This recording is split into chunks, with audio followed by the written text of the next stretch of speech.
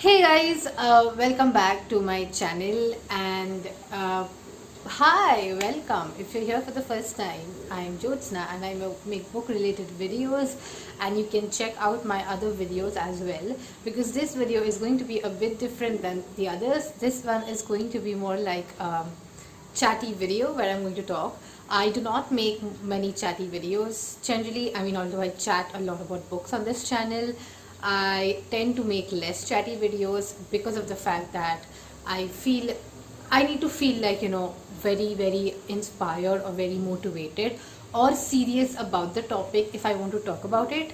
And that's why I am here talking to you about why I don't buy physical books, paperback, hardbacks anymore, and why I have adopted book minimalism. So, in all honesty, I do not have any script, I do not have any sticky note or paper which would help me navigate through the points that I need to talk about. Like, I'll just start somewhere and I'll just end somewhere. So this is going to be, I won't say a haphazard video, it is just going to be a very natural video where I'm just going to keep ranting about one subject. And that being said, also I think that these are my opinions. If you think that I'm inspiring you, I'm happy with it. But if you do not agree with my opinions, that's completely fine, because everyone has like a way of reading, everybody has their own taste, and everybody has their own reading life to take care of. But these are just my thoughts on book minimalism, and you can have yours. So that's like totally okay. We all are entitled to our own opinions. Okay, so let's start with this whole concept. So, whenever I search for bookshelf tours, and I love watching bookshelf tours by the way, on BookTube, one of the most common vibes in the video is always, oh, you know what? I have so many books, like I have like 300 books all on this shelf, and honestly, I love all my books, and that's totally fine. You're entitled to love your books, that's fine. And another like thing that I keep listening to is people being insecure about the books they own, people being insecure about the whole collection of books they own, and they feel like they have less books in their bookshelf to show off to the world. And it is, I think, a very common thing, right? Because uh, Cindy from Read with Cindy actually had made a video on book consumerism, and it kind of hit with me because she doesn't own. I think she just owns like two books, and she just owns like two gifted books, and she normally reads from the library. And I said, okay, you know what? Like, that's actually like book minimalism, and that's pretty cool.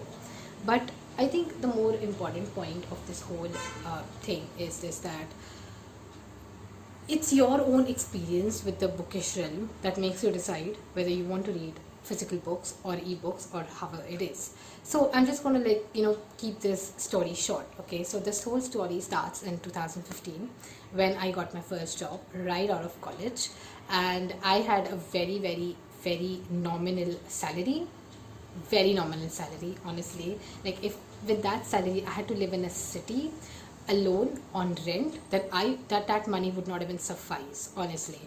That whole money itself would be rent money, and I would not be like able to even have food for myself if that was the case. But the good point is that I do stay with my family, and I do stay with I don't need to like worry about rent because I stay with my family. I do not need to worry about food because I still stay with my family, and all of that stuff, all of those responsibilities do not bother me much. So that's like a good thing. Hence, I had money saved. I could save a lot of money, and with that money, I used to go and buy books. When I was in school, when I was in college, my pocket money would not suffice the book money, because when you get your pocket money, you want to divide it with all the basic necessities like travel, food, things like that. And books or any kind of luxury comes in secondary, because you want to first use your pocket money for basic necessities. um, and that was the problem, right? Because in school, college, buying a book was a luxury, and I used to always be happy on my birthday because I used to get books from my friends every time. So that was like a luxury I couldn't afford when I was in school or college. But once I started working, since I had all the money in the world, I started looking for cheap ways to buy books. And the first stop for me was the scrap dealer. Like, the scrap dealer is the Ratiwala, and he used to, like, the Ratiwala near my place sells books for 20 INR per book, and that's like pretty cheap. That's not even like, that's like what, I think 50, 70 cents, like, not, it's not even $1 actually. And that's when I started like hoarding books, collecting books, okay, collecting physical books. Now, of course, the scrap dealer had second hand books or third hand books, but they were in readable condition and I didn't care about it at all. Second one, uh, I kind of started exploring other means of buying cheap books. Basically, I wanted to invest like little money and get a lot out of it. So I used to keep going to the Books by Kilo sale, which surprisingly is still the most watched vlog on my channel, or I can even say the most watched video, because that video was posted in 2017 and people are still watching the video till this day. So yeah, so I used to hoard, collect a lot of books, and that was fine. So that was like step one: collect, hoard books, because I have the money to buy books now, which I didn't have before, and now I can splurge all my money on books. So that's that. Then let's get to the second stage of this whole journey, right? Because I'm trying to, like, keep things in short, because this is a long story if you sit with me and you can listen to it, but then on a video I don't think you want to listen to a 30-minute rant. The second stage of the story is when I started buying all of these books, I also started a very, very bad habit that was very detrimental to my reading life, and that is saving books. Basically, I used to look at a book and I used to say, you know what, this is a nice book. Maybe I'll read it when I have when I'm in a better mindset or in a better mental state. I'm not in a mood to read the book now. So I used to convince myself that, you know what, wait for a better time to read the book. And that better time never came along. That better time was never ever present in the future, and it just stayed there. And that put a lot of pressure on me, because I was just piling up books here, but at the same time I was even saving up the same number of books for a better time. And that's why I felt the pressure that I have a long, huge list of to be read books, but I am not reading all of them 100%. I am not investing my time in reading those. Instead, I'm saving those up for the future. And that's stage 2 of this whole anxiety with physical books. Okay, now let's get to stage 3. In 2018, early 2018, I bought my first Kindle. I bought my first Kindle second hand from a girl who was selling it on OLX, and she basically was selling it for 4K, and the original MRP list price on the Amazon site was 6K. And I wanted the Kindle because I had my eye on it for a long time, and I said that, since I read a lot of books and since I'm like a book collector and stuff like that, let me just like get a Kindle as well. And when I got that Kindle, it changed my life. Like, honestly, if Amazon is sponsoring this video, I would really love Amazon to sponsor this, because I have only good things to say about the Kindle, except for the capitalism aspect of it. I think everything else is good. But that being said, it's just that the Kindle literally changed my reading life, because I bought Kindle Unlimited. I read Harry Potter on Kindle Unlimited. I read a lot of books, and my reading speed with the Kindle was very, very good, and I could like finish books in record amount of time. And more importantly, I enjoyed the Kindle, because when I was traveling, I just had to like carry a small device with me, and I did not have to carry like 2-3 books at the same time. And that's the stage 3 of this whole journey. And then came the stage 4. Basically, before I used to keep all my 300 books. Still I'm trying to tell you 300 books, because 300 books is a lot of books, and it's like very hard to imagine. But I want you to know about the fact that how do you store 300 books in your home? Okay, you need like a mechanism to do that. Books are like physical things. They collect space. Physical books occupy some space, and you have to make space for them. And that's why I had this like nice glass table which was not being used by anybody at home. I took it and I started stacking all of the books on it. You will see that in my old videos from 2017. Don't go and check them. just imagine the picture. And it was basically, I was just stacking up books, and I just used to look at the stack and I used to feel anxious because one, I was saving up books, and two, I was just being very, very, I would say, like I was becoming a book hoarder.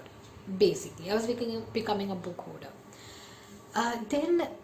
So just a note, then I moved houses, and that's when I bought the shelf. So this shelf is not actually a bookshelf, it is more like a dresser, but then I use it as a bookshelf because it seemed appropriate. I think it's still appropriate, but the problem with the whole thing is that when I stuffed 300 books in this shelf for 5-6 months, this is what happened. Okay, this is exactly what happened. And then that's when I started noticing that books, physical books, actually take a lot of physical space. It was causing me a lot of anxiety because I had this whole habit of saving books, which I was trying to avoid by this time, by the way. And the third thing being, I realized the fact that the most space that was being consumed was with respect to the books I had already read. So currently it's like this one huge shelf for my read books, but at that point of time this shelf had like more books crammed up than what it was here, because I just stuffed books in here because I didn't want to part with them. And that's when this whole thinking process started, because what do you do with read books? Do you just store them in your shelf? Do you just like donate them? If you don't like them, do you donate them? And that's when I discovered something called minimalism, and it kind of like gave me an idea, and it kind of validated my thought process in some or the other way. Minimalism kind of taught me basically that any kind of like item that like has physical, that occupies physical space in your life may lead to some kind of emotional attachment, which in return gives you some form of anxiety. And that's exactly what was happening. I was getting attached to my physical books. I was getting attached, and I couldn't part with the books that I had collected for a very long time. And it was kind of irritating because I'm already an anxious person, and it was just adding to my anxiety. And that's when I started training myself that, you know what, you have 300 books on your shelf doesn't like it, your shelf hates you for it, plus your brain hates you for it because you're getting anxious because of the unread books, as well as you are getting anxious simply because you are, a mess because the books are just stuffed in and you're not doing anything with it. And basically minimalism tells you that everything in your life should have a purpose. Like everything that you use should have a purpose. If it does not have a purpose, or if you've not used that in the past 5-6 months, then it should not have a place in your life. And I kind of agree with that whole sentiment, and it made me realize that maybe if I part with my books, maybe if I remove that attachment which I have with physical books, would give me some peace of mind. And that's what I did. I took out the 300 books, I cut it down to 92 books. So currently this whole bookshelf holds 92 books, okay?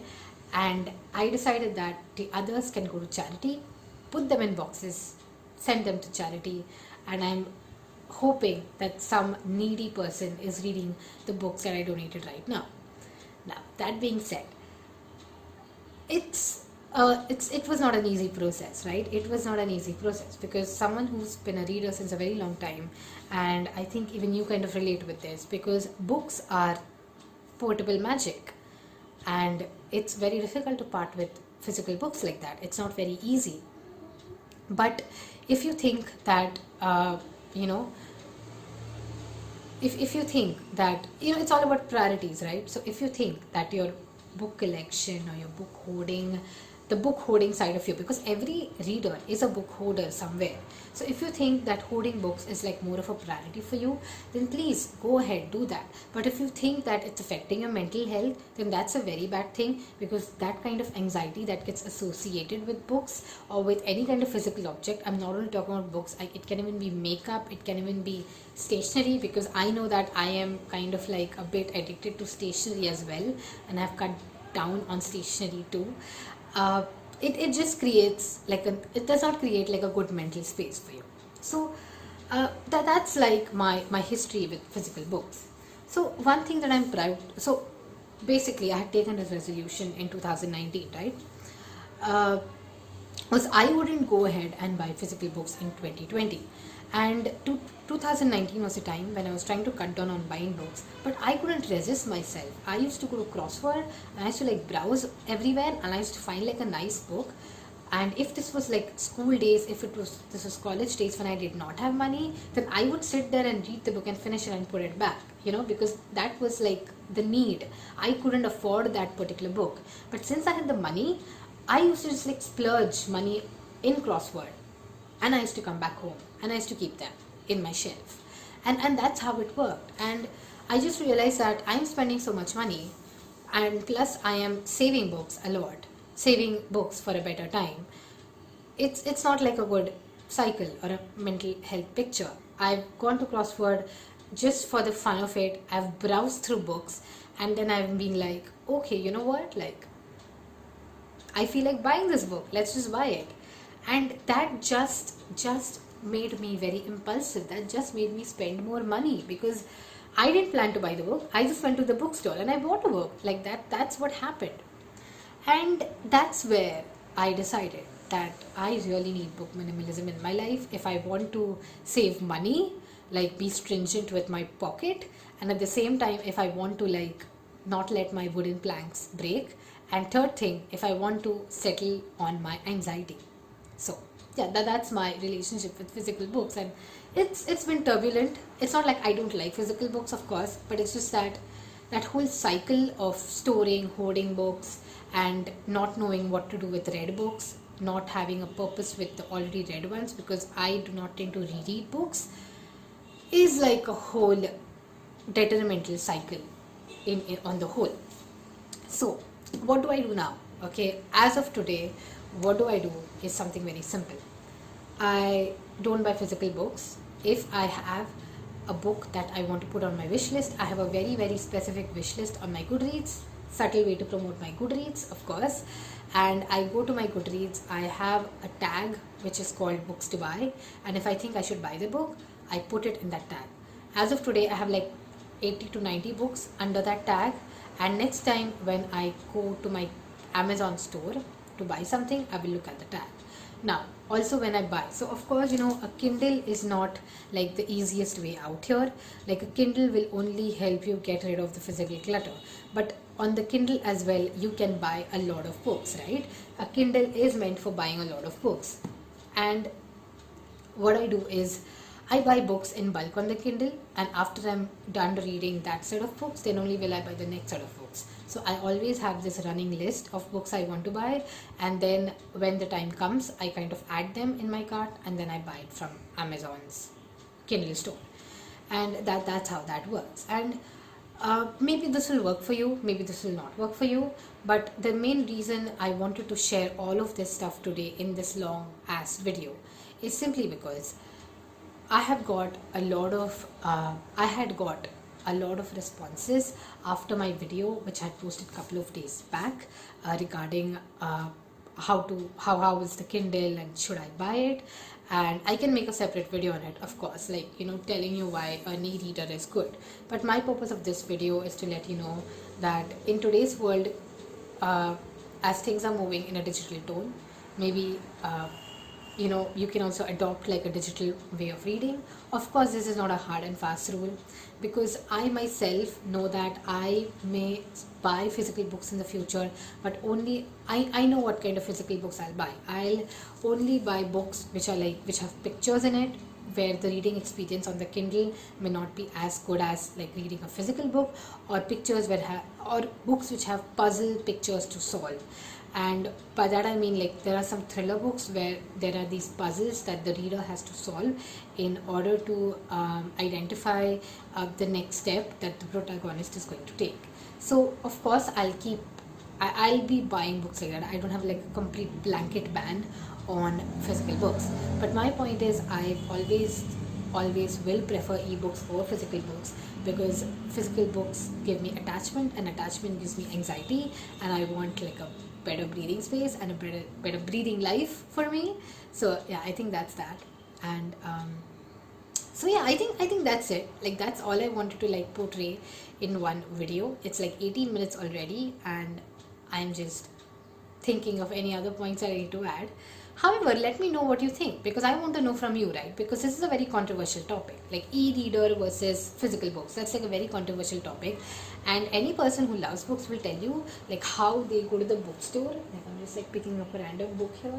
Okay, let's pick George Eliot or Mary Evans' book. Like they literally tell you how they go to the bookstore, pick up the book, and they're like they're snorting the book, like it's like cocaine, like books are cocaine or something.